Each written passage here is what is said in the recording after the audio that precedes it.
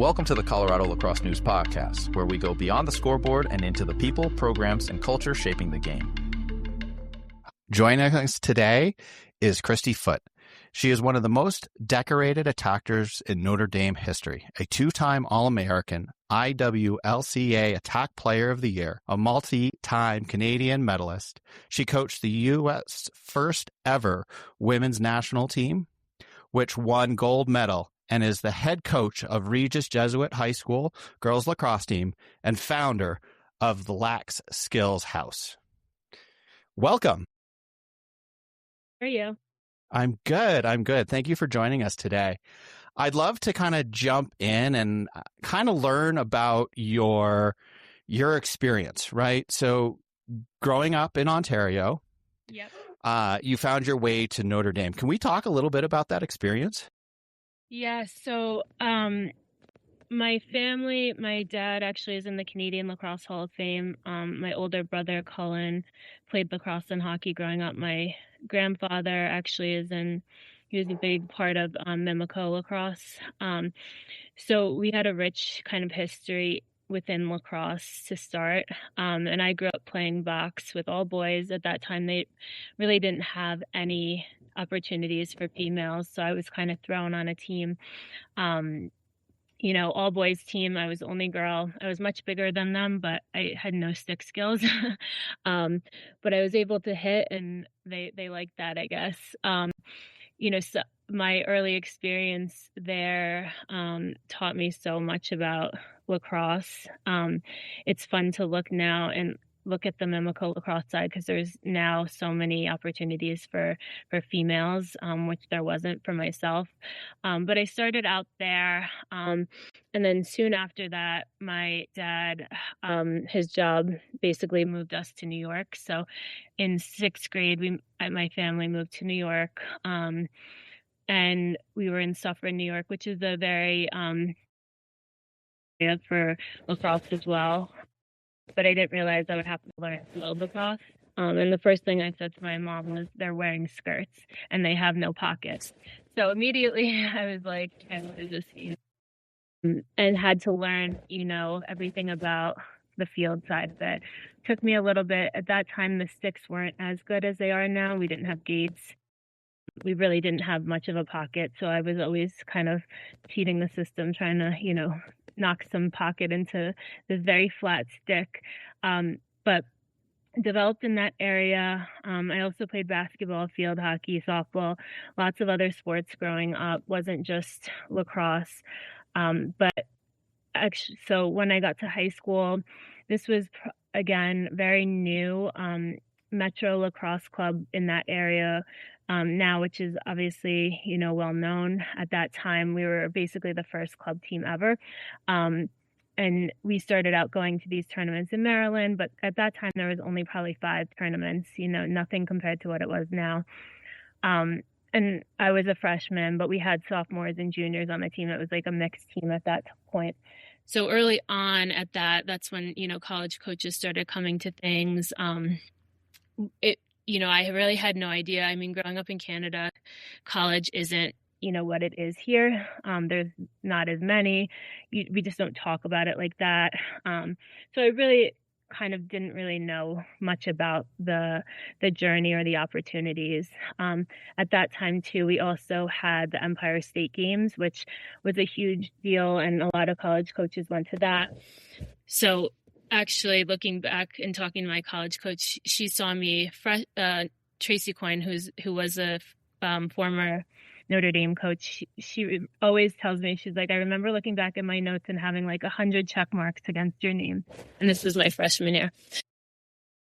So at that time, they were able to send like letters, but no like real contact until July 1st going into your junior year. At that time, I remember I wasn't even home that day. It was like, I didn't even realize. So my mom was like taking calls for me and, getting all this stuff. And I was like, okay, what's that? Who's this? Who's that? Looking back, I probably was that kid that college coaches, couldn't stand because they couldn't communicate with, but it was just purely because like I really wasn't educated at the time. And there wasn't much education either. No, and it was completely different then. I mean, Yep. you talked to the coach, you were either going or you weren't. It wasn't Yep. like the huge process that I think it is today. I don't remember having like a real big deal with signing day or anything like that. It was just like, oh, this is where I'm going. This is what I'm going to do. Exactly. So from there, I remember, that was actually the year of 9/11 when all of that. So going into my senior year.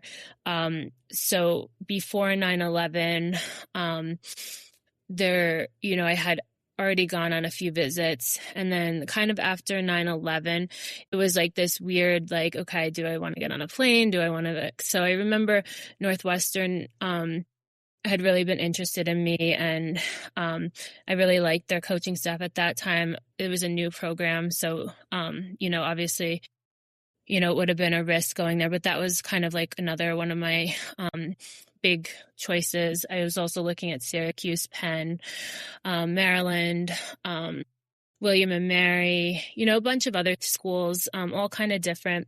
I really did like Penn, but Ivy League was very different than, Notre Dame, which had big football and big time sports, which I realized I wanted later. But, long story short, just I'm a sports person. I wanted to be around, big time sports. I wanted to go to hockey, at Notre Dame, we would go to like fencing matches, all different things. And that's kind of really what drew me that. And, the academic support I thought was big, and just the culture and kind of a big school, but small feel I really liked as well.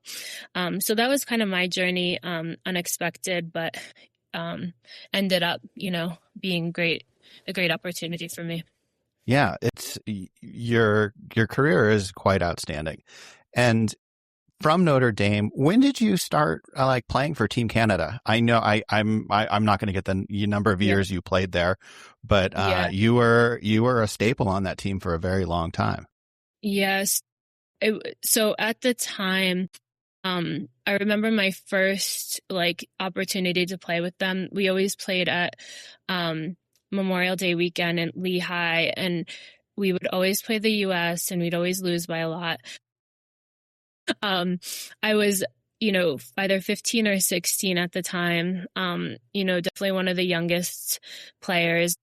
The good thing for me is that Tracy Quinn was actually the coach for Canada. So it was basically my soon-to-be college coach, and then, current college coach that was in the first cycle of it. So that was really good for me because obviously she knew me well, and I got that opportunity, but it was really early on.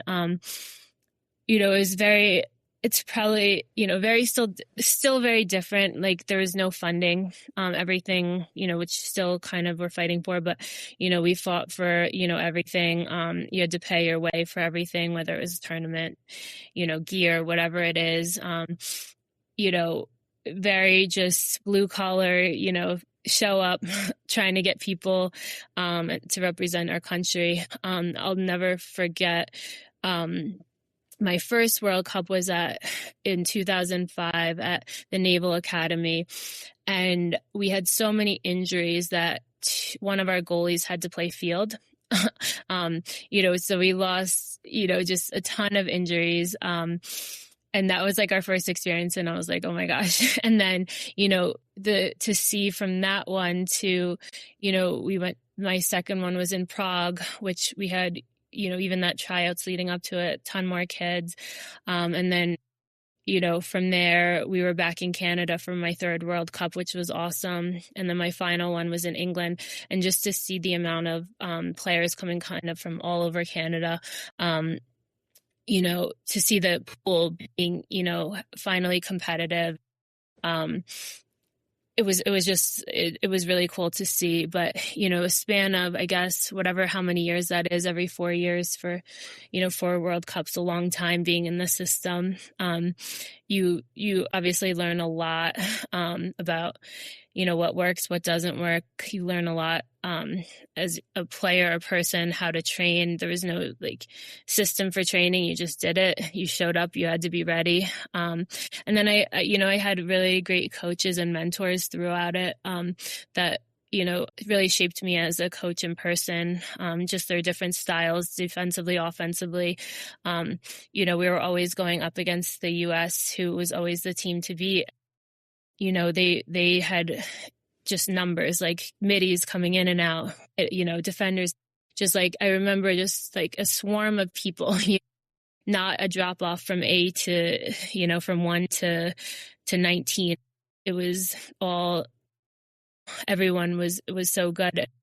We were just, trying to figure out a system and a way to beat them every single, World Cup. So we obviously, finally this 2 years ago, when Canada finally beat US, that was like one of the greatest things to watch as a player, former player. But it's been a journey to even, continue to compete with them.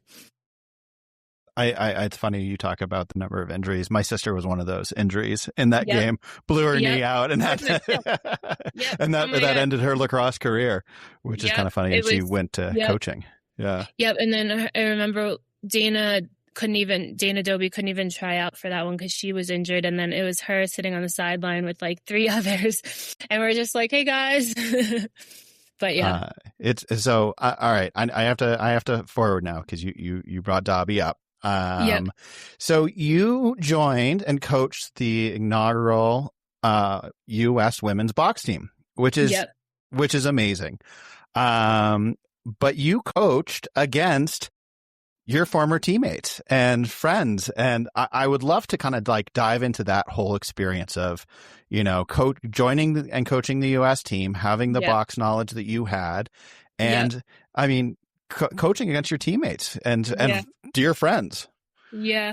So I wanted to get back into coaching internationally, and I had applied for, a few of the Canadian spots, and I really just didn't get the job. So it wasn't that I wanted to necessarily, jump to the other side. It's just I just didn't get an opportunity to coach with Canada. So Coach Cap, who is the head coach for the USA women's box team, I've known her for a very long time. Always very respected her, looked up to her, and when she got the job, she had reached out to me, and basically was like, I'm not going to do this without my assistance that I want. And it wasn't, it was a pretty easy sell because I really love box. I really wanted to coach under her. And then I really wanted to, continue to grow as a coach. I mean, so from that experience, I actually then was asked to coach the USA Super Sixes team, which was the first, one of the first Sixes teams to play in Canada. And I was a head coach for that from, being the assistant for box. So within that, I had like 2 great opportunities.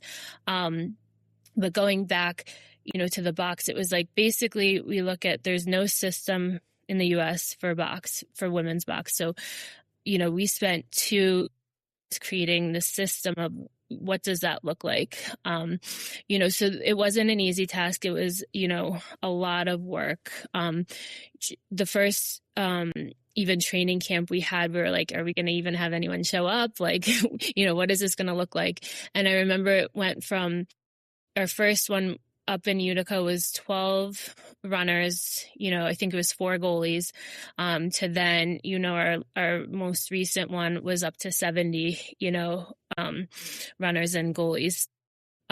We basically, took like a Charlotte North, like Ali Mastriani, like all these top field players and turned them into box players within 2 years. So it was an amazing journey. I probably learned the most ever from that, because you really, the games are so different. And I don't think people realize that, but they had, all the athleticism, all the stick skills, but had no idea the physicality, had no idea, what an offense looked like, what even changing shifts, like getting off, getting on. No idea about, defensively, like face off. Every part of the game we really had to teach from the ground up. So it was a really cool experience. And obviously, winning gold, it was unbelievable because you just look back on, all the work you put in to create, just a pathway for these players to get the opportunity. So it was probably one of the most rewarding experiences for me as a coach. But yeah, going back to your original question, it was a hard decision for me at first. And I remember being like, how can I even consider this and whatever? And then I just looked at it like these opportunities don't come, often in a lifetime. So when they do, you really have to, take advantage. And I did. And yeah. So it's hard when I'm watching Olympic hockey and to decide which team. But that's an easy decision for me. So, so how through your career, you coached college for a while, and then how did you end up in Colorado? What was the draw to be here? Yeah, so I coached college for about 12 years, and absolutely loved it. A lot of my opportunities were, so kind of going back, but I started out at Drew University School, then went to Columbia in New York. And then my coach, Tracy at Notre Dame, had asked me to come back and coach at Notre Dame. I thought I probably would have stayed there forever, but she actually got fired this first year that I was coaching there, and they completely changed their staff. So I was like, okay, what am I going to do? Where am I going to go? And then Kelly Louisville reached out to me. And I didn't realize Notre Dame and Louisville were really only 4 hours away. So I went down there, absolutely loved it, stayed there for 4 years. And then I was at Florida with Mandy for another 2. And then, being at those schools where everything is travel, you don't get home till, sometimes 4 a.m. Then you're up at 6 the next morning. And, it doesn't really compensate for a lifestyle to have kids or, family. So I didn't really know what I wanted to do, but I moved back to New York area. And from there, actually met up with Kim Christos, who was a former mentor of mine. And she at the time was starting this program called CLC, which was Center Court Lacrosse. And so for 2 years, I helped her develop like a club team in New Jersey that in an indoor facility that we ran all these programs and developed all these athletes. But that was in an area, which going back to Colorado Lacrosse, that was in an area where basically there's like 6 different club teams within a 5-minute radius. And we started one from the ground up. And now it's like one of the most successful in New Jersey. They have, 5 different locations, teams at all levels. So, it's very different, obviously, comparing East Coast to Colorado. But that was one of the things that, was really cool to see. But basically, my wife was coaching at Denver. She was the assistant there for 7 years. So in 2020, during COVID, I was like, okay, like I got to figure out how we're going to do this, make it work. So basically just bought a house here and everything I had just worked so hard on, and started new here, from the ground up. I had a few connections here, but, leaving everything in New Jersey was difficult because I had just spent 2 years, developing all these relationships and all these players. There was such a rich community there. So it was definitely, a difficult decision. Just for me, it's like, okay, something new. I'm going to start from the ground up, but I'm just going to do it and jump head in. And so now I guess, however, 4 or 5 years later, I guess it worked out. But leap of faith and a huge change. Sure. And so when did you start coaching at Regis? When did that fit into the whole picture? This is my 5th year. I guess 2021, I guess, or 20. I'm so bad at math. No, you're good. This is my 5th season, so whatever that is. And I remember So when I was in New Jersey, I was coaching at Ridgewood High School, which is a very well-known high school, very rich history of, just winning. And, they have kids starting at like 5 years old playing lacrosse. Like there's just so many kids within that area. So I was there for 3 years and loved my experience. That was my first like high school head coaching job. So when I moved here, that was one way for me to kind of, just get involved with lacrosse in this area. So, the AD at that time reached out to me, and, the high school, it's very different here. I mean, it's a lot of work for not a lot of pay. It's, in New Jersey, you're actually not allowed to work with your athletes in the off season. Where here you can kind of do it all year round. So it's expected that you do, which, it's good for development and I really like it, but it does become a lot of time, that you're putting in throughout the entire year. But yeah, so this is going into my 5th season. We actually start today as our first opening day. So, but it's been great. I mean, I loved my time here. It's very different, the high school landscape here. There's one thing you can win, and that's a state title.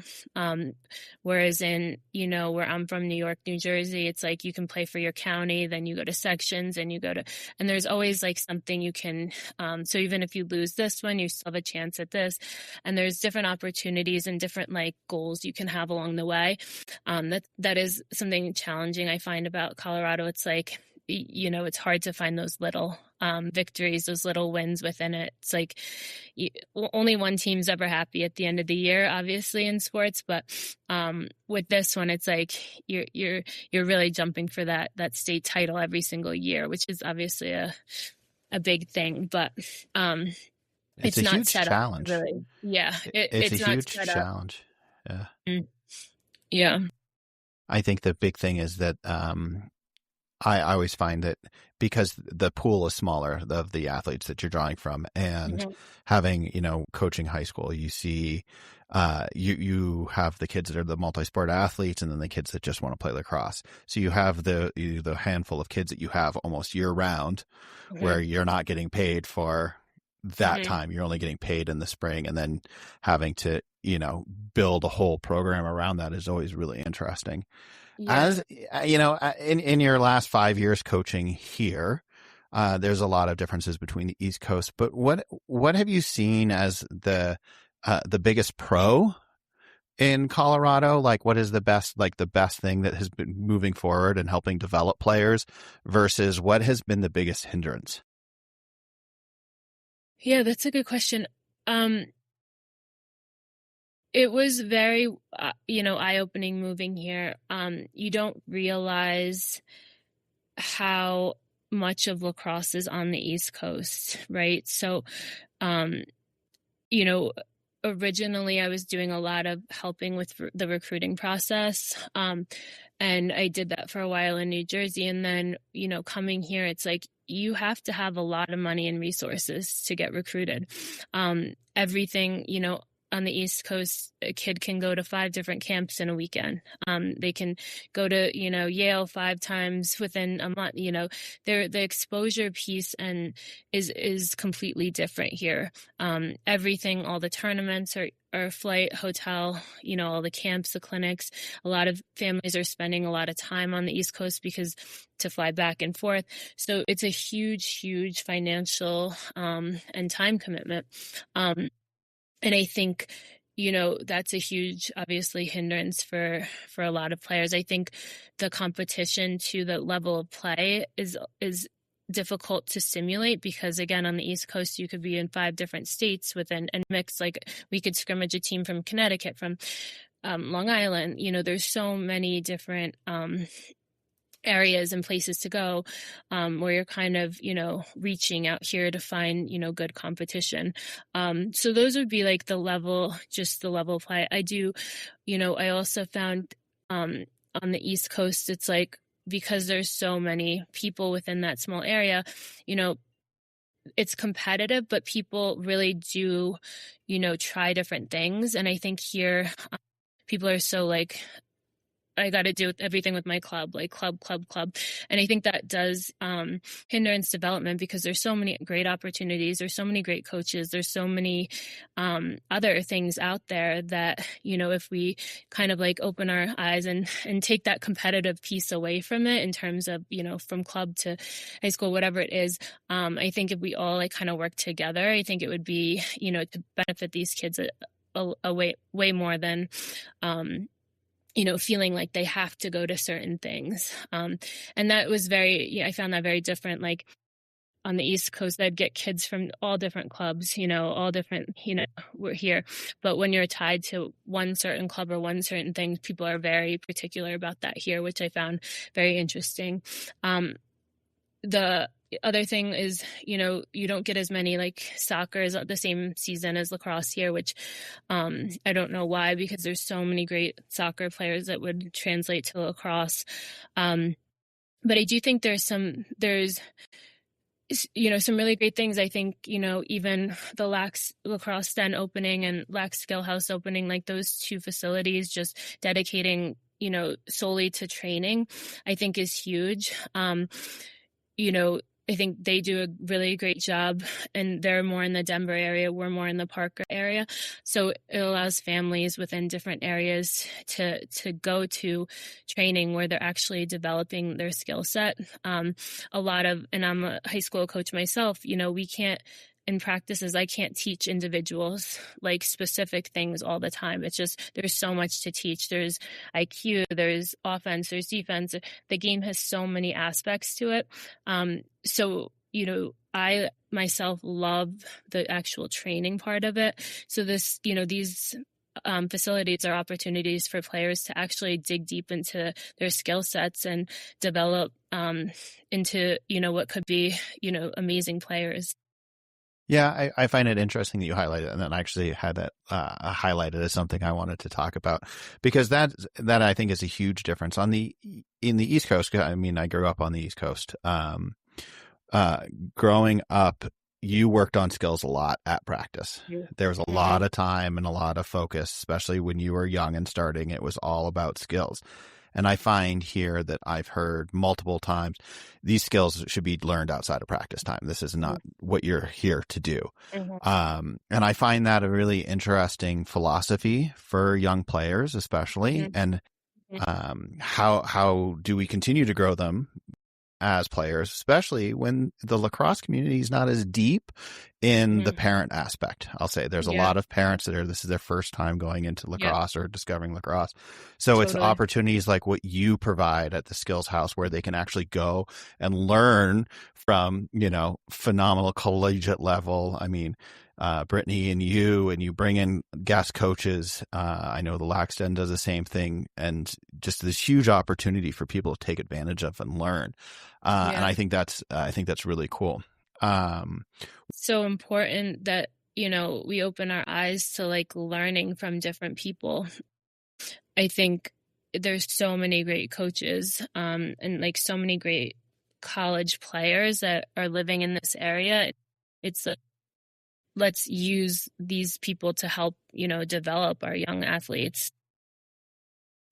I think we just have to be more open to it, which is, I think people are starting to see. So that's exciting to start to see that growth for sure.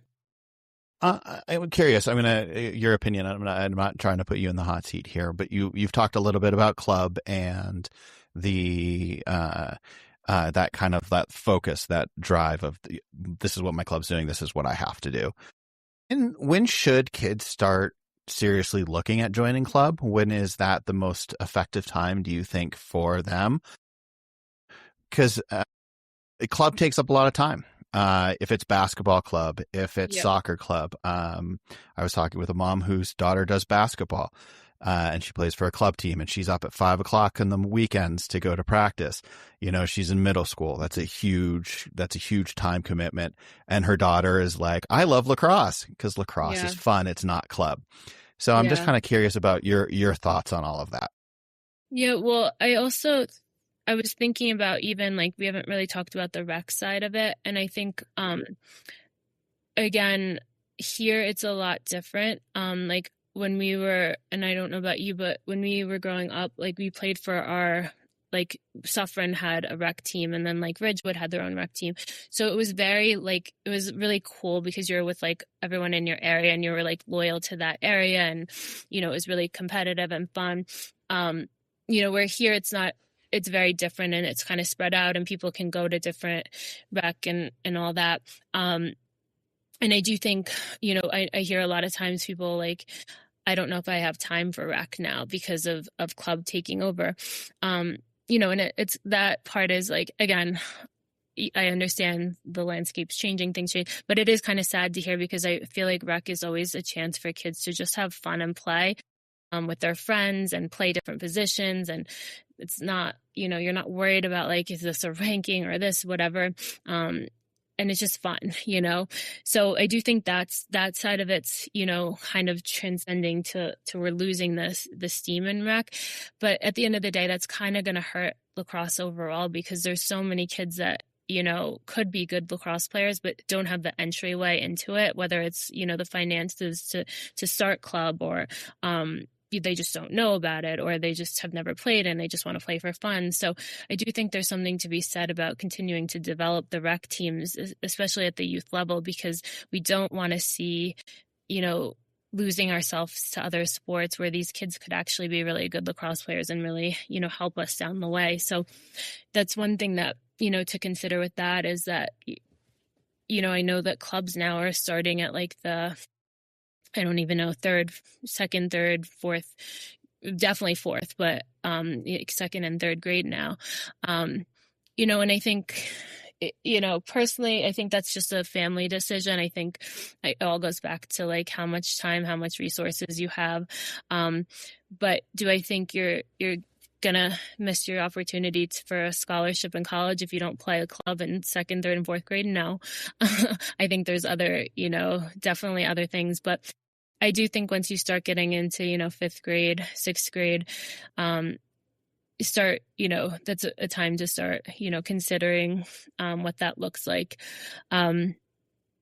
But I think there's a lot of great club teams out there. And I think, you know, I think it's important to really do your homework, get to know, ask questions, try them out, you know, ask to go to a practice, ask to see what that looks like. Because I think every kid is different and every family is different. And I think there is a place for kids at different ones. You know, there's, you know, Cutthroat that just opened up last year, a new club team, and they've done a great job of bringing in kids that, you know, potentially weren't even going to play club. And now they have a chance to do that or didn't think they were good enough, or, you know, it's, you know, too cutthroat. The tryouts have like, you know, 100 kids. Like that's not for everyone, right? But there are these other opportunities, kid, and, you know, Command's another one that has done a great job of just, you know, developing kids and, you know, kids that maybe didn't make, you know, another club, giving them opportunities. And I think that's the great part, to see that there is opportunities for players at different levels. Some people don't start till, you know, ninth grade, and they're like, but then they get good and they're like, what do I do now? I'm way behind.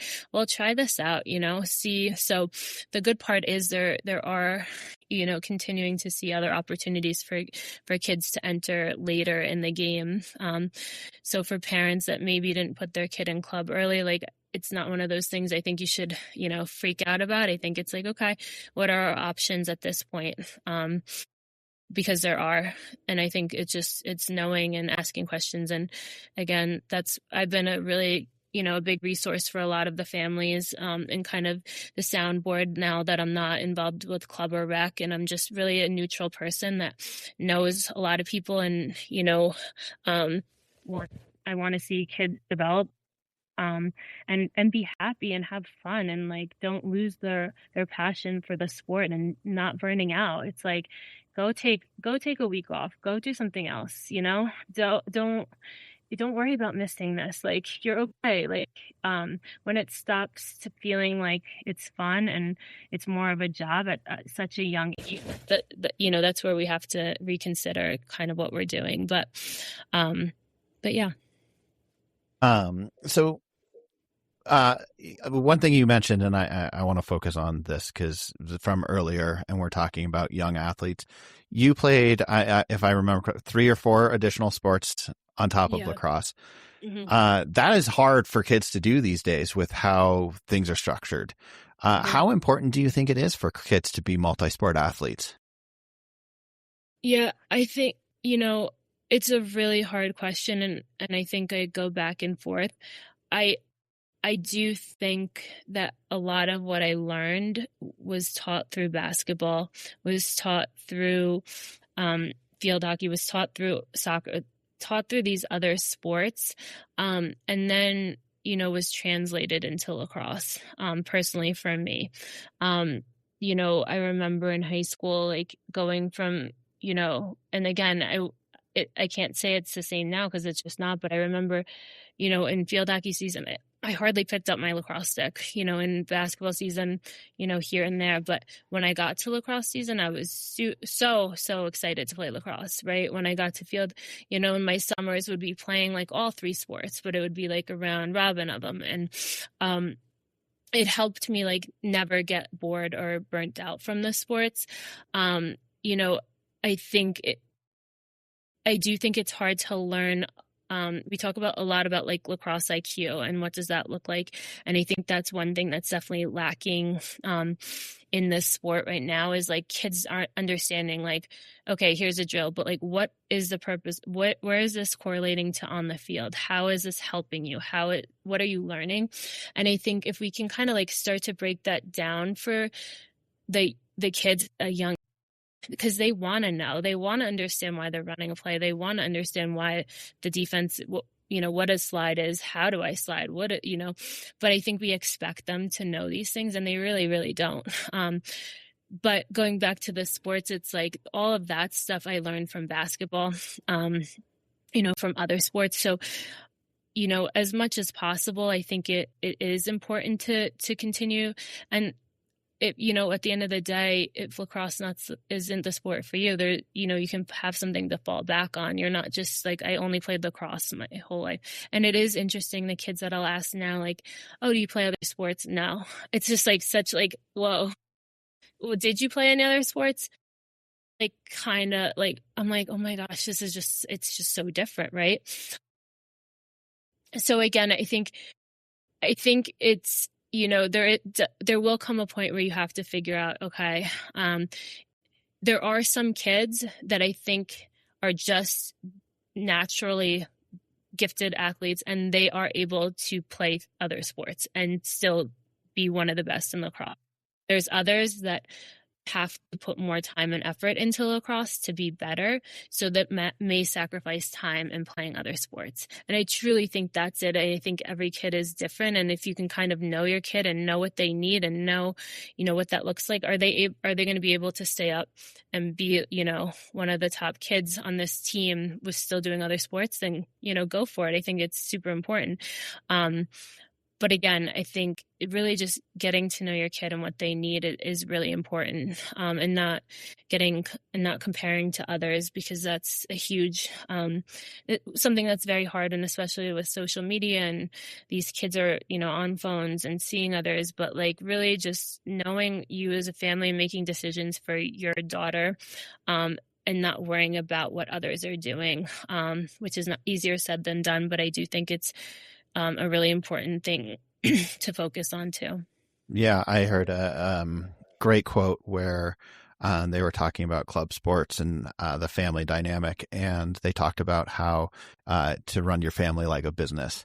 It's not some businesses you will be successful if this is your goal, but you also need to make sure to schedule that vacation time and that other stuff, and look at those finances and, hey, does paying for a club equal, the goal that you want, right? What is the ROI, return on investment on that? Is that something that you're willing to, is the investment fun and enjoy of your child, or is it because you're trying to your child go D1 or something like that? Like what is the goal overall? Yeah, totally. And I think that there's a huge like education piece within all of this.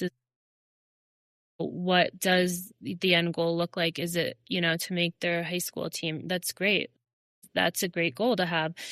It's to play in college. Well, if it's to play in college, there's literally, over 700, Division 1, 2, and 3 schools, and a lot of Division 3 schools that are looking for players, a lot of D2 schools that are looking for players. So there is so many opportunities, and I think that's something that gets lost within this is like, you're looking at Eliza Osborne and all these, amazing players coming out of Colorado. That doesn't have to be you, right? There's a very small percentage of kids that, are going to go to that level and play. But there's so many great opportunities and so many great schools, almost 800 schools that you can choose from. So if you do, and that is your goal, like, let's open the doors to what could be, because there is so many other opportunities that I think, we get so tunneled into, what does that look like? Well, hey, it can look like a lot of different things. I couldn't agree more. I think a lot of kids, and I noticed this more in Colorado, I think, than on the East Coast. There's that whole, it's a D1 mindset, I almost call it. The number of kids that are like, it's D1 or bust. And I always say, look at some of the D3 schools. There's phenomenal D3 schools where you're going to play really good lacrosse, you're going to play top level sports, and you're going to get a phenomenal education. 100%. Yeah. And I think even within D1, there's, 115 schools. There's a wide range of what that looks like as well, right? So it's, again, that's a whole other topic. But, I think going back, Jen was like, okay, what does that look like? Because that could be, an opportunity for your family as well. It doesn't have to be that, top D1 school. Yeah. All right. A couple more quick questions here. Yeah. What does success actually look like in Colorado lacrosse 5 years from now? If we're going to fast forward 5 years down the road, almost double the time you've been at Regis, what does success look like for the state and for players here? Yeah, I think that's great. I think, I would love to see, and it's kind of like an experiment I'm doing at the Lac Skill House. It's like, okay, I have all these young players that, have started to train. And my experiment is like, okay, come, 5 years from now, what do these players look like, both as people, both as lacrosse players, within that lacrosse player, like IQ, skill, every aspect of it. That's my experiment, is to kind of see what from 5 years from now, what does that look like? And did we help, change the lives of young female athletes? I think I would like to see, people focusing on, also there's so many parts of the game, but like the sports performance side of it, like, not just lifting heavy weights, but like the agility, the footwork, the becoming like more of an athlete side of it. And there's so many great programs out there that can help, because you think of an athlete, there's the mental side, there's the physical side, there's the IQ side, there's, the nutrition side. There's so many parts to become like your best version of yourself. And I'd like, for me, success to be kind of looking at these players and given all of these opportunities, the mental side, the physical side, the lacrosse side, can we develop, players that are, mentally, physically, emotionally, nutritionally, like all of the aspects to become the best athlete they can be. If we put those all together, what does that look like in 5 years from now? And I think that would be a cool thing to see. Like, to me, that would be success, is like giving them the education and, awareness, and then implementing all of those aspects and really seeing what could be of these lacrosse players. Awesome. All right. I'm going to give you a couple rapid fire questions, just quick, short answers, and just tell me what comes off the top of your head. All right. One piece of advice for Colorado players. Gosh. Just, I think have fun. I just read this quote that's like, you can be intense and still have fun. I think people think that you have to have one or the other. And I really, really want all of these young athletes to have so much fun being intense and getting better at the same time. And it doesn't have to be one or the other. It can be both. And when you do that, I think you become the best version of yourself and teammate you could be. I love that. One trait every athlete must develop. I think, so much that goes into the sport. And at the end of the day, you just have to look within yourself and figure out what you need to become the best version of yourself. Those excuses, this or that, you just got to look at yourself and figure out if you want it. And when you do, you'll find a way to get everything done that you need to get done. Awesome. And the best memory from your playing career? Best was my last World Cup when we won silver. That was the U.S. And I think being with Dana Dobie is one of my best friends. We had a lot of young players on the team, Erica Evans, Selena Lesotho, like all these amazing Canadian players that were younger at the time. And, we again found a way to get it done. And even though we got silver, it felt like gold at that time. That's awesome. That's awesome. Well, thank you so much for joining us today. It was great to catch up with you and talk about Colorado lacrosse. And just a quick reminder for anybody down in the Parker area, Lac Skill House is a great opportunity for your young female athletes to grow and develop, not just in lacrosse, but for work and as a complete athlete. Thank you so much for joining us. Yes, thank you. Thanks for listening to the Colorado Lacrosse News Podcast. Subscribe wherever you get your podcasts, follow us on social, and visit coloradolacrosse.news for rankings, features, and full episode coverage.